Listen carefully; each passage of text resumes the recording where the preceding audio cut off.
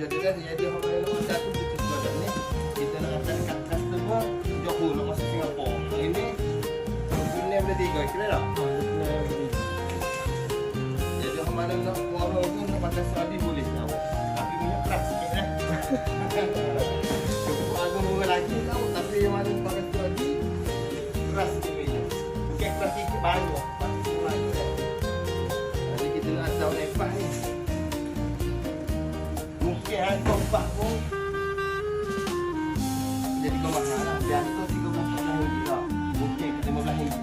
Kosong. Jadi yang mana nak borong, sesi awak boleh roja-roja saya dah. Kepuk ready stok kelas roja awak. Kepuk pilih tu, suruh pada dah. Assalamualaikum.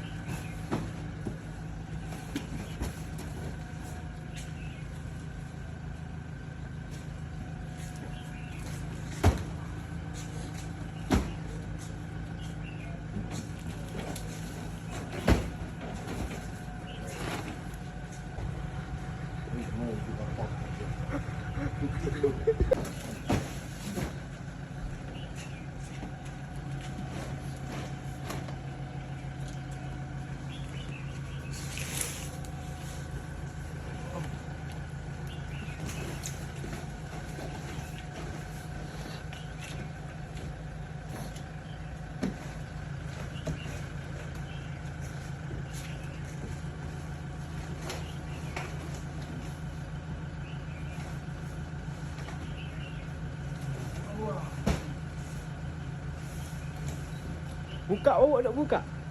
Hah? Buka awak? Buka? Hah? Kau nak air? Hei! Kena save mulut ni. Anak lu berdalih. Dah dah tu. Tapi boleh lah pergi belakang. Hah? Boleh tak ada? Boleh.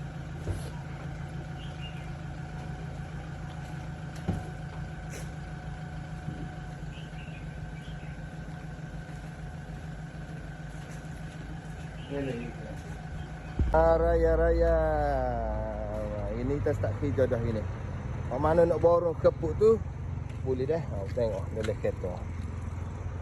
Orang mana nak borong kepuk sesiap awak boleh roja-roja saya dah. InsyaAllah. Kita atas seluruh Malaysia awak. Kecuali Sabah Sarawak lah.